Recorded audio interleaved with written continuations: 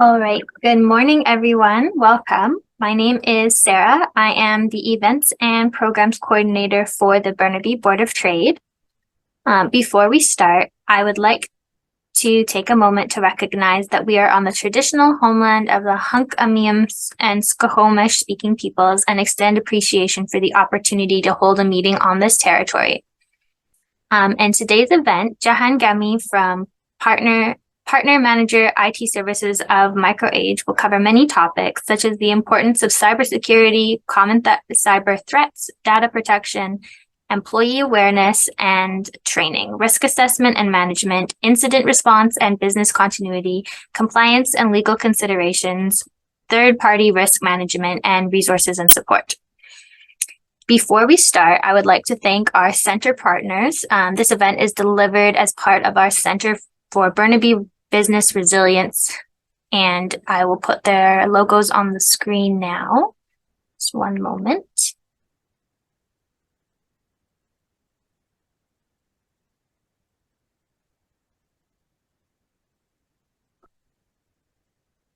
There you are. You see we have at the platinum level, ECIT, School of Business and Media, Electronic Arts, and at the gold level, we have Hemlock, Parkland Corporation, RICO, SFU, and TD. And for our annual partners, we have Burnaby Now, BCIT, School of Business and Media, Parkland Corporation, Simon Fraser University. At the gold level, we have ABC Recycling, Alexander College, BD, Electronic Arts, Pacific Blue Cross, Scotiabank. And at the silver level, we have Appia Developments, Bluebits Technologies, Fortis BC, Port of Vancouver, Prospera Credit Union, Trans Mountain, and TD.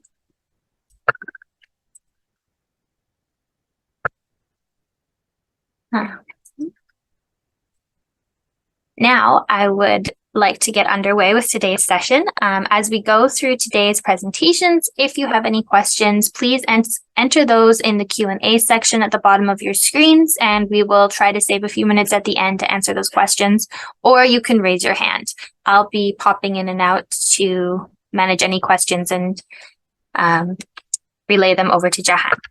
So today I am pleased to be joined by Jahan from Microage. Jahan is an expert when it comes to cybersecurity and has taught Microsoft certified courses and the CompTIA network course, as well as helped companies adopt virtualization technology in the early 2000s.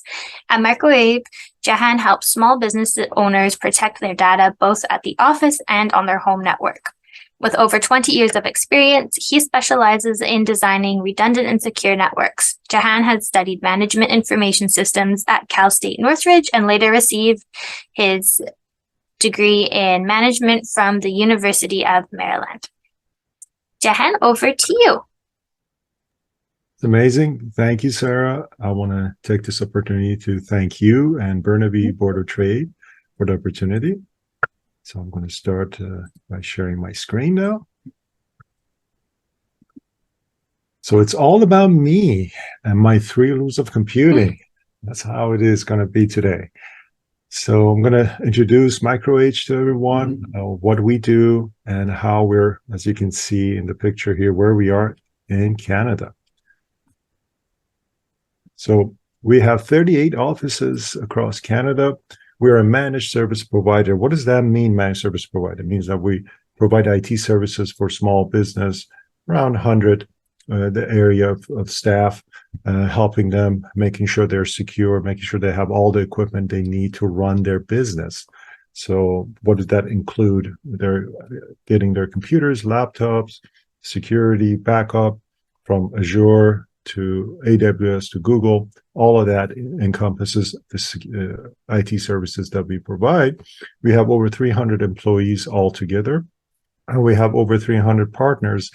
I specifically don't put specific names here, but some of the names that we partner with, Microsoft, for example, and of course other big tech vendors here we partner with to help our clients. And altogether, we have 42 years of IT. I was thinking about in past 42 years, a lot has happened. And of course, past year, a key component of being AI with OpenAI and ChatGPT. I'll talk a little bit about that. Now, before we start, a little bit about myself. There's a picture of me here. I actually immigrated from Iran. This is from late 70s. I have a truth versus fluff question as well. Some of you have seen Mad Magazine come up in late 70s. My picture was taken and used for that. Is that true or fluff? Of course, I'm making fun of that, but that could be the case. And the Mad Magazine owes me a lot of royalties, but that's a side note. I immigrated here from Iran, going to Germany first, learned a little bit of German there, and then to India, and then to United States, where I got educated, as Sarah mentioned, and started working as a system admin or early on, teaching Microsoft certified courses.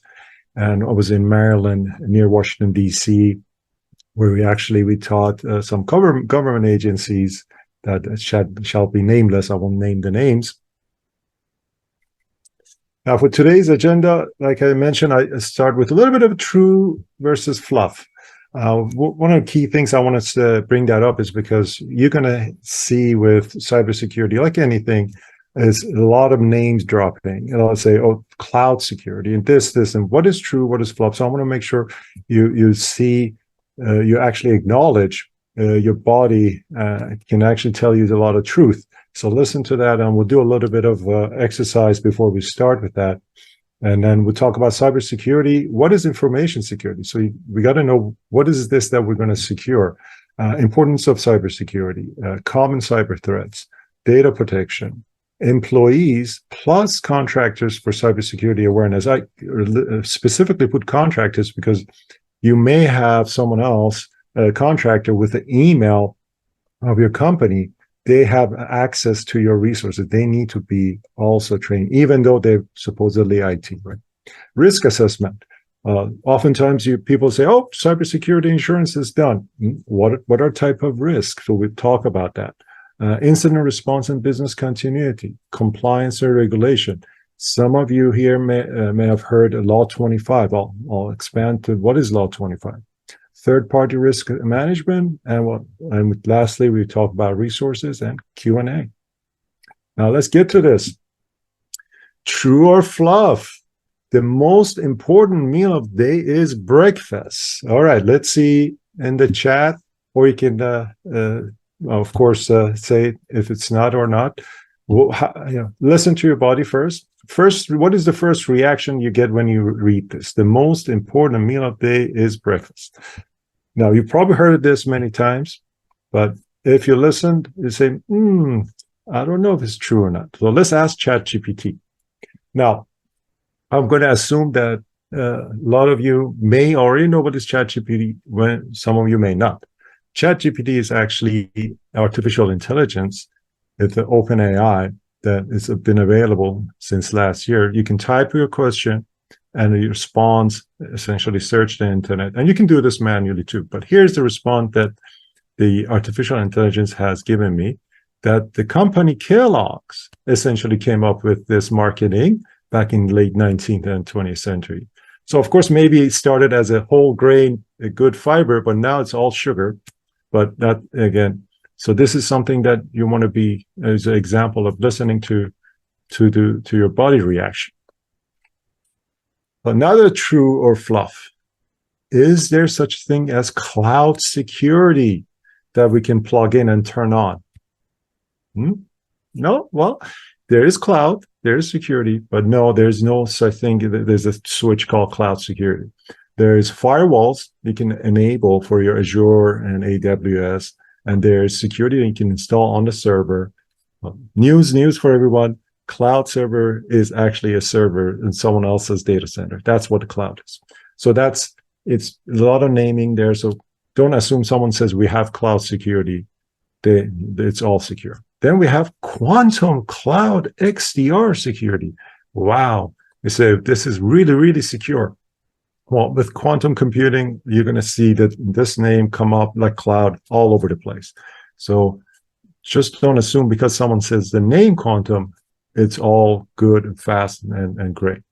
XDR, EDR. So we'll talk about what they are and dispel the notion of what these fluff are. Now, here's a little bit of exercise I'd like you to do before we start. I found this reading a book that helps with the process of learning.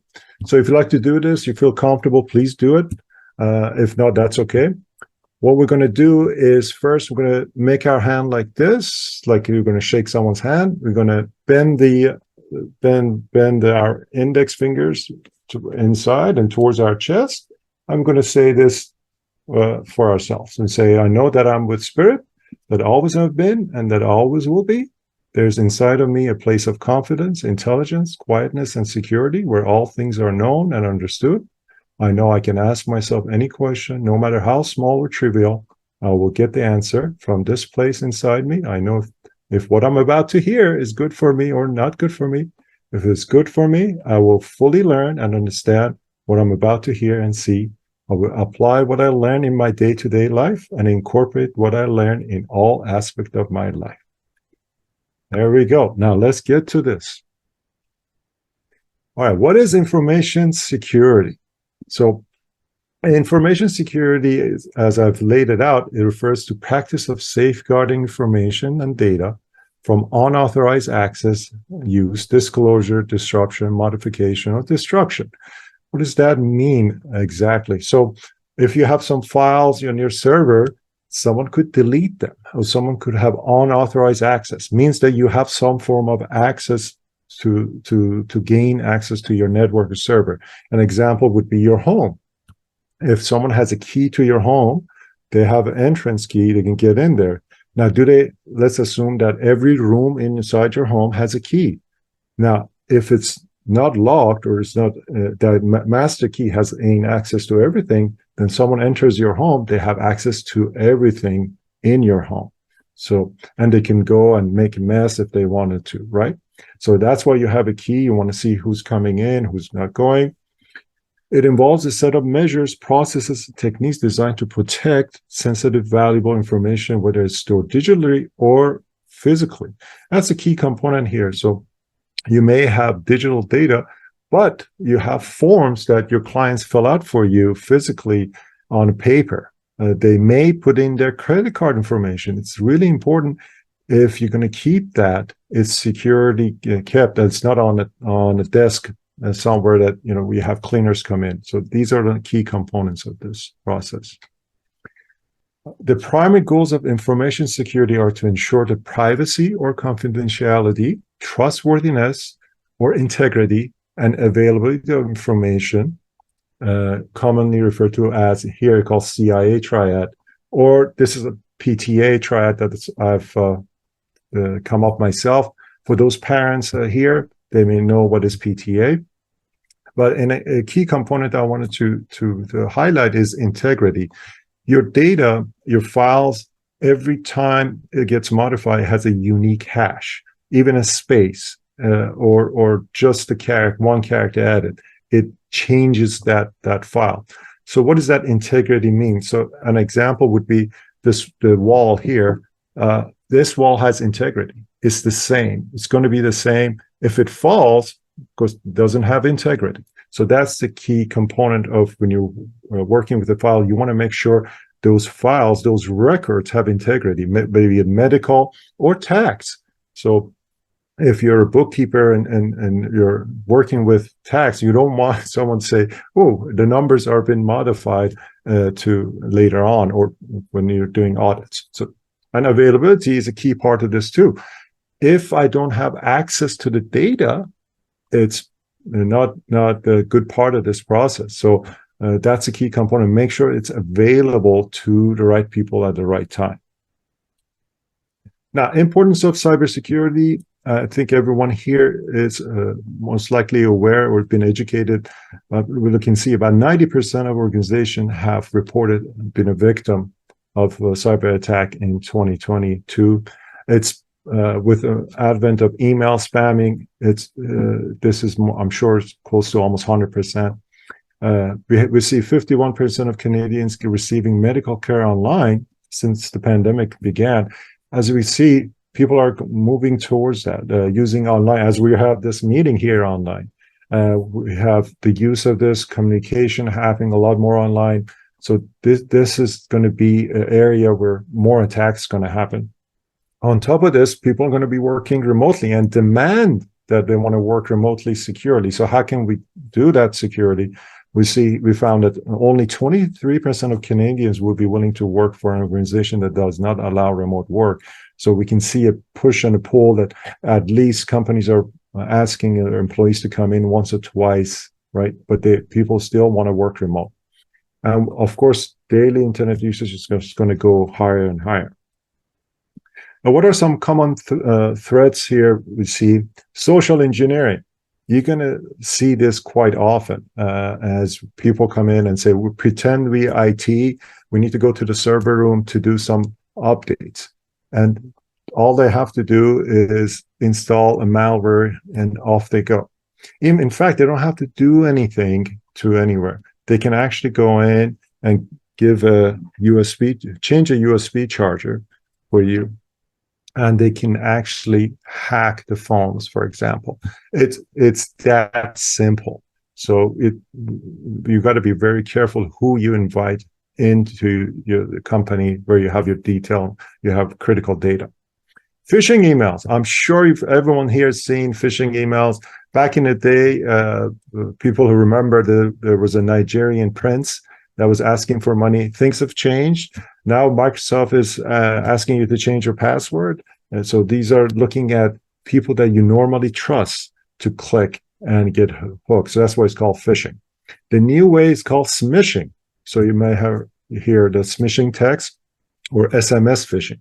So people a lot of get texts from, for example, Fido, Rogers, that they click here for this. Like, do not click. Of course, I don't have to tell you that, but that's where people are the trust Fido, the trust Rogers. Oh, I click on it. We have spear phishing. This just really very critical, especially around holidays coming up. So make sure your team is trained on this.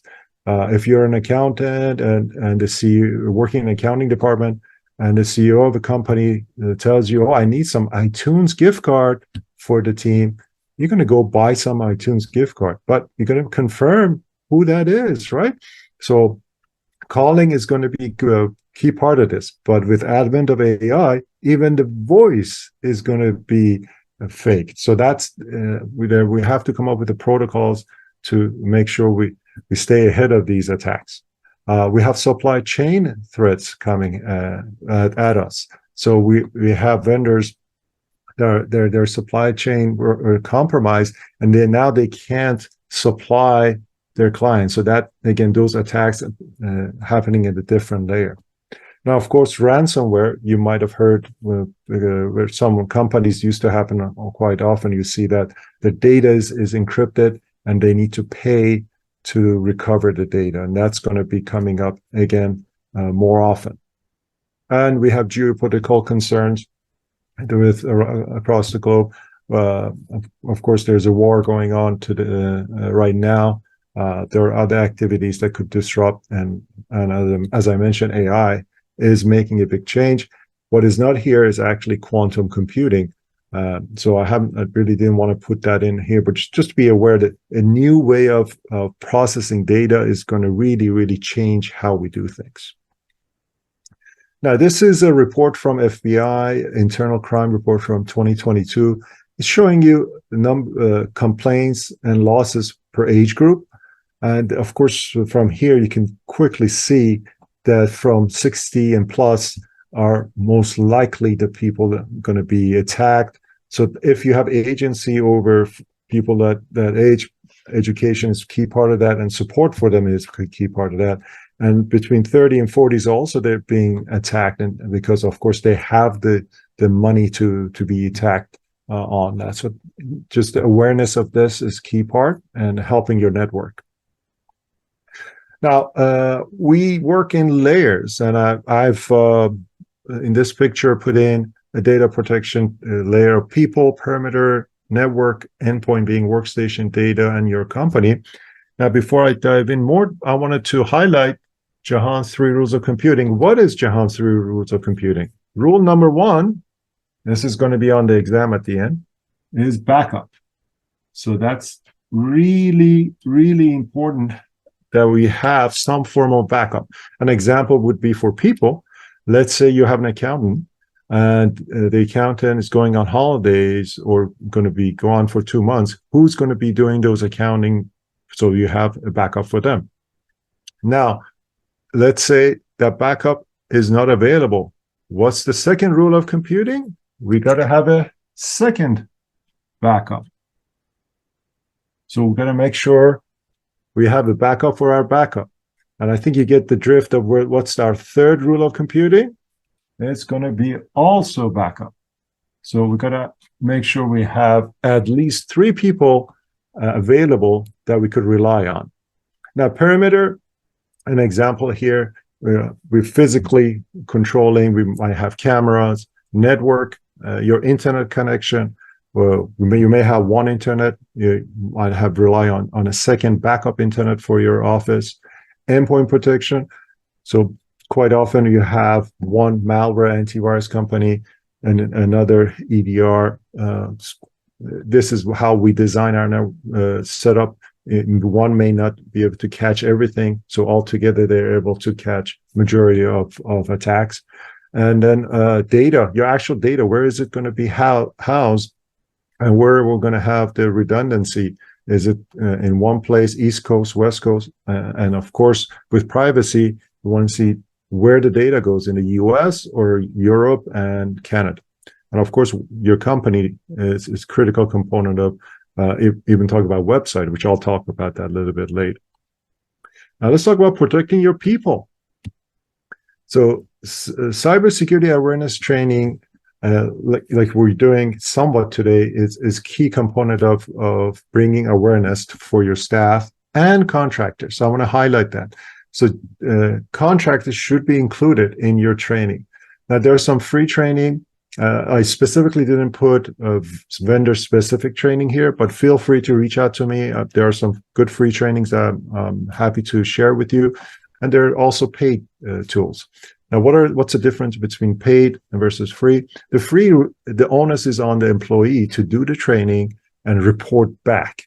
And the paid is, of course, recorded automatically and remind, and there's a central location for regulators to go in and see who's done their training, who hasn't done it. So the key here is to be consistent. And again, my rule applies, Jahan's 3 rules of computing.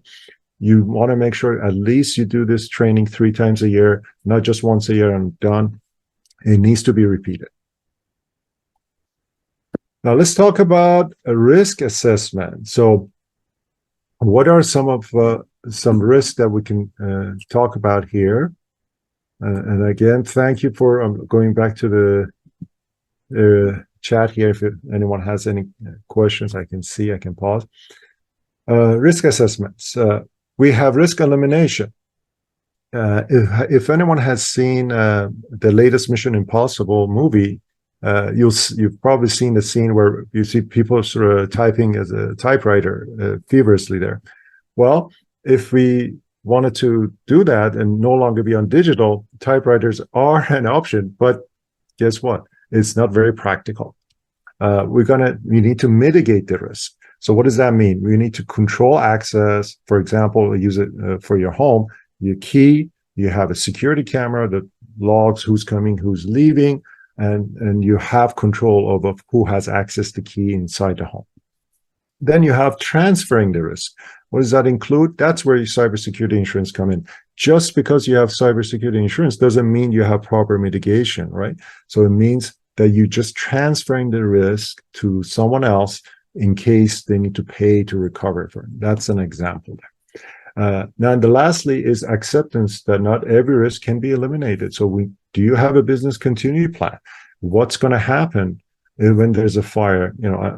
Unfortunately, there's some fires happening in Kelowna. I have a client that has an office there right now where they had to actually shut down the server and take it with them, right? So what's going to happen when that happens? Do you have a redundancy here in Vancouver, East Coast? So those are part of the discussion that I'll talk about.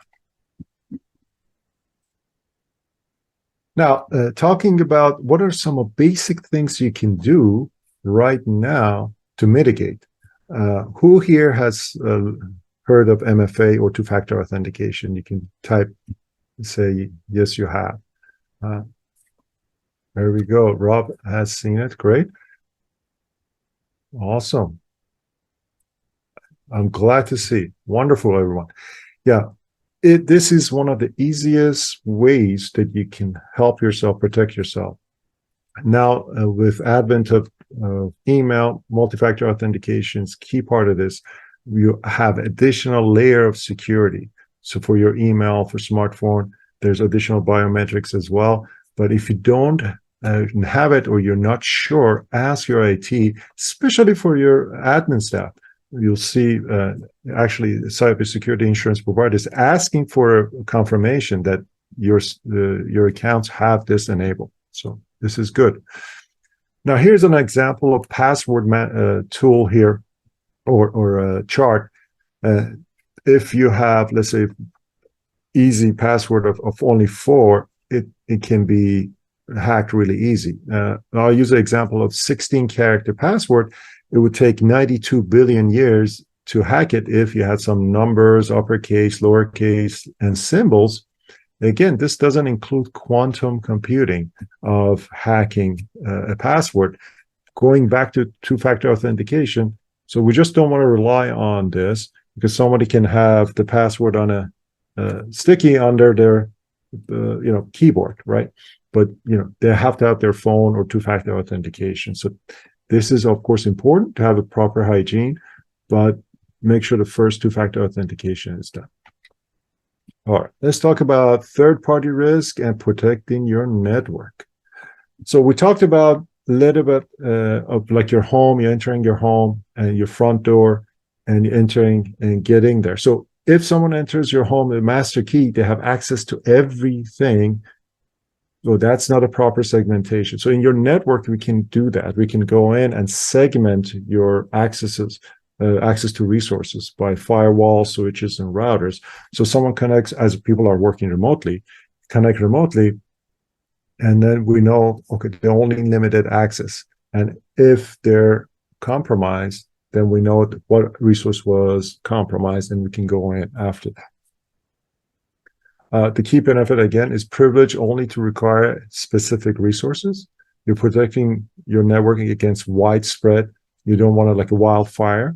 And performance as well. You get a better performance when you're segmenting.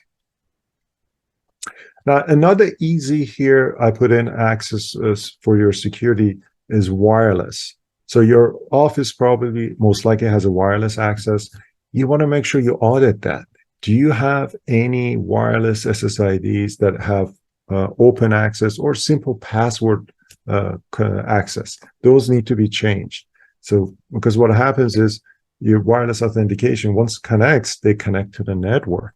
So those passwords, they need to be set up with the user. So if the user is disabled, enabled, the wireless access is also blocked. So again, these are some simple things that I put in for your IT to be able to help you. Now, all of these is a tool called Security Information Event Management, or SIEM, to gather the data for your IT providers to get the information and be able to monitor those.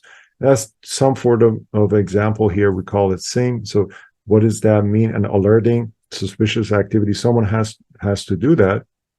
In the past, we were relying on more on the people. Now we have AI help that. So Security Operations Center, or sometimes called SOC, their job is to monitor those logs in addition with AI to help them assess if there is an attack, what's going on, and be able to respond if there is such a compromise. Now, protecting your endpoint, how do we do that?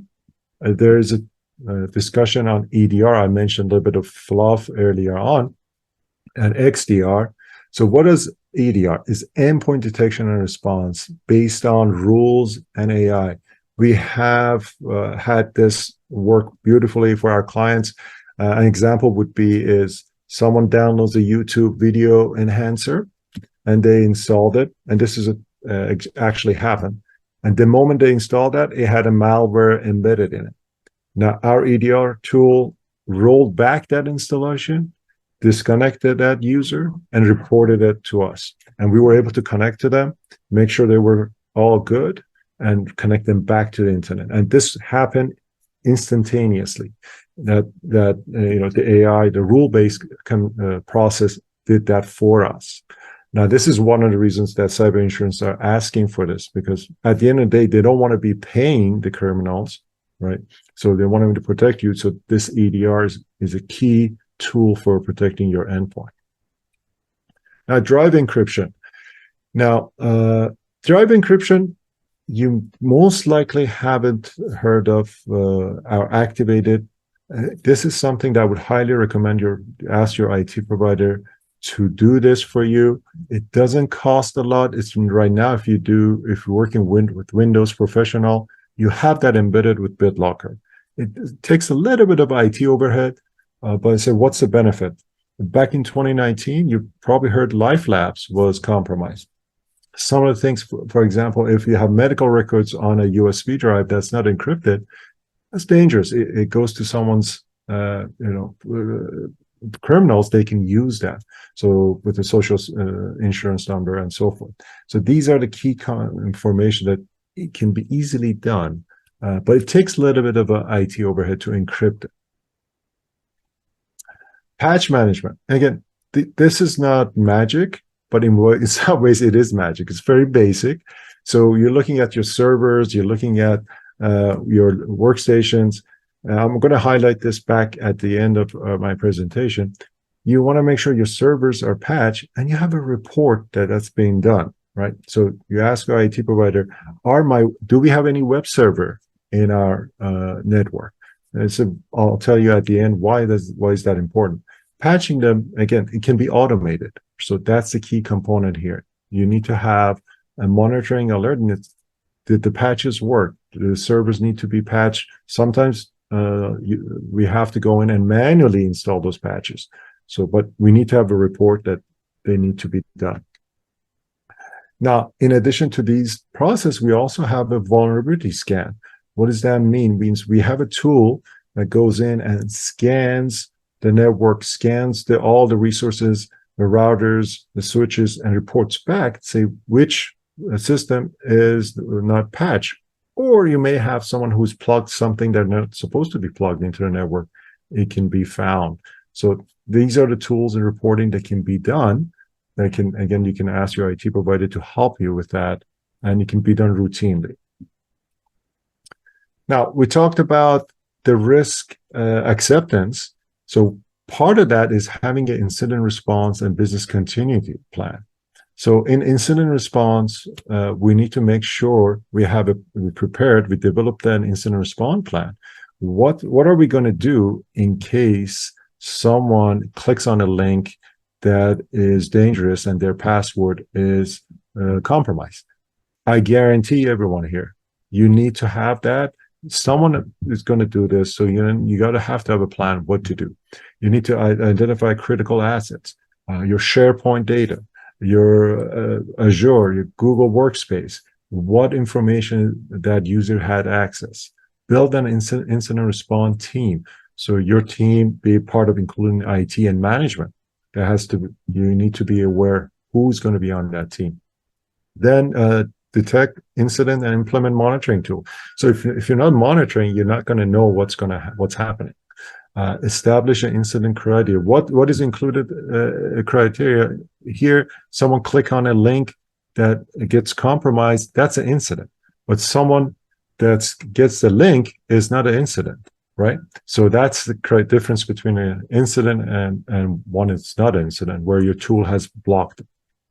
Containment. Isolate affected system. That's key number one. Someone gets infected, you want to make sure disable their account. An example, get their laptop, implement temporary fix, change their password, log them out of all their devices. These are some tools that I'm sure your IT provider will do eradication, determine root cause, and develop a permanent fix. So that person that click on the link, they need to do what? Training, right? They need to do additional training. They need to be trained. Recovery. If there was some data that was lost, let's say they lost all their emails. Now, this is often you're going to hear someone says, oh, all of our email is in the cloud and they're backed up. Guess what? What happens if someone deletes those emails? Do you have it backed up somewhere else? That's a good question. And verify the restoration. And lesson learned. Conduct a post-incident analysis. What happened? Why did that user click on the link? Make sure this doesn't happen again. Update the incident response plan. I guess what? 3 times a year at least. Now let's talk about business continuity. So we'll talk about risk assessment, identify critical processes that in your company, your servers, your sales, your accounting, all of these, conduct a business impact analysis. What's going to happen when access to QuickBooks is down or someone has taken access to Azure down. So we need to have a plan for that. Develop a plan, document recovery strategies, establish a recovery time objective and recovery point objectives. These are 2 different things. Someone says, oh, we're in the cloud. What does that mean? We have a point of recovery in the cloud, be it 1 day, 2 weeks, 24 hours. And the time it takes to recover that from the cloud may be in a month, 2 weeks. We don't know. So you need to make sure you have that time so you know how to respond to your clients. Implement mitigation measures, redundancy in backups. So if we have one backup location in Kelowna, we want to make sure we have another backup location maybe in Toronto, Ontario. Testing and training. Regularly test your backup plan here. This is really key component of training your personnel too. If you have your staff kind of like a firehouse, I volunteered at a firehouse and seeing how they consistently train, even though there's no fire, is a key component of the process here. And communication. Establish a proper communication, be it who's going to be contacted first, the CEO, the CFO, and then of course the IT. And key component of this, if you have a social media policy, are you going to make sure the staff doesn't just go out and say, oh my God, we have a disaster. So we'll talk about that a little bit later. Maintain up-to-date contact information for your team, because people change their phone or what have you. And review and update. Again, going back to updating. There we go. Now, Verizon, I recommend this to you guys to read fully. It's actually a fun read. Review Verizon 2023 Data Breach Investigation Report. This is globally, by the way. You're looking at the last item, North America. If you look at what the system intrusion, basic web application attacks, and social engineering represent 85% of breaches. So what I showed you early on, if you guys do that, you've been able to get rid of 85% of your breaches. Web application, like I mentioned, it doesn't take a lot to apply patches and security for them. Social engineering, training your staff, putting some endpoint protection for system intrusion. These are some things that could pay off for you. Now, let's talk about compliance and legal consideration, things that are coming up. And for your company yourself, if you have an employee handbook, this is something you want to update and review. Do you have an IT policy? Do you have a policy to how to handle client data if someone takes it at home? Acceptable use policy. Do you have that? Information security awareness policy, privacy policy, social media policy. You may not need social media policy, but these are some things that you want to look at. The key one, of course, the top one, you got to make sure you have IT policy. And I'm happy to help you, like I said, to build that if you need to. Now, government regulations that require additional training. In Canada, we have PIPETA, and you may have heard of Law 25. This just came in 2022. As you can see, all organizations in Quebec whether large or small, private or public, that hold, process, and disclose the personal information of their clients, employees, and suppliers must comply with this law. So this is coming towards us here in British Columbia as well. So we want to be ready when that comes in. A little bit more about Law 25. So you got to have a privacy officer. You got to have the plans that I talked about. So if you already done well for information security, cybersecurity, you'll be ready for this law that comes towards us soon. Now, going back to layering, so we talked about deterrence, detection, prevention, and correction, and my 3 rules of computing. So review with that. You make sure you've layered your process here, and in your giving access, minimal access to who needs to have access to resources as you go through for information security. Now, I do have a free book for you that highlights what I talked about. So I'm going to go ahead and grab this to put it in for you here in the chat. If you like to do that, you can download a little bit more details about patch management and details that I talk about. And I guess now the time for questions and answers, Sarah. Wonderful. Thank you, Jahan. That was a really informative webinar. Does anybody have any questions at this time? We can pop them into the chat, or you can raise your hand and you can speak on camera.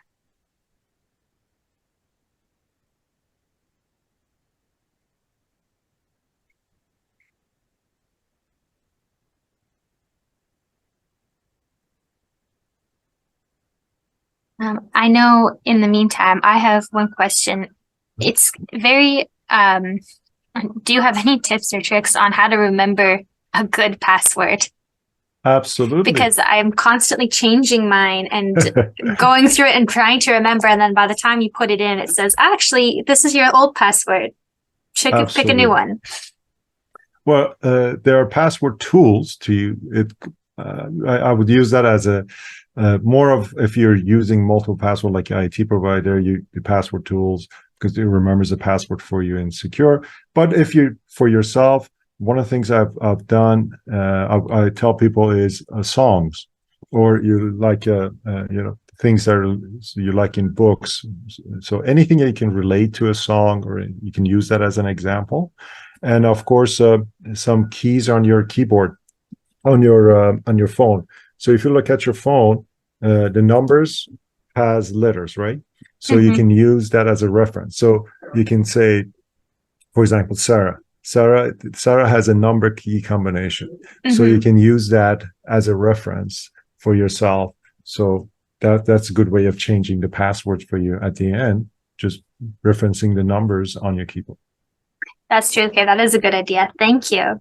So we do have some questions here in the chat from Ben. He says, what do you think of password managers like TrueKey or LastPass? And Tila also commented that LastPass had a major security breach last year. Absolutely. I'm not, I'm a bit old fashioned, as you can tell. I'm actually using it. So I'm very cautious of putting anything like password online. I've been happy to see Keeper as an example. So I can say Keeper, from what I've seen, has been good. All of them potentially can get compromised, so keep that in mind. So again, two-factor authentication is just highly recommend. In anything you do, make sure you have two-factor authentication. So that would be my recommendation for everyone. I see. Okay, that is good to know. Rob would like to know how many employees are needed in a company to have a privacy officer? Good question. When it comes to Law 25, no matter what, you got to have it. So this is if you're a company incorporated, you need to have. Just to follow up on that, is a privacy officer somebody you would have in-house in your own company, or you would hire externally? No. like to work with another company? No, that would be the highest, like a CEO of a company, so it becomes a privacy. So if it's one person company, their CEO is The privacy themselves. officer. Great. Well, thank you so much for your webinar. I think everybody really enjoyed this.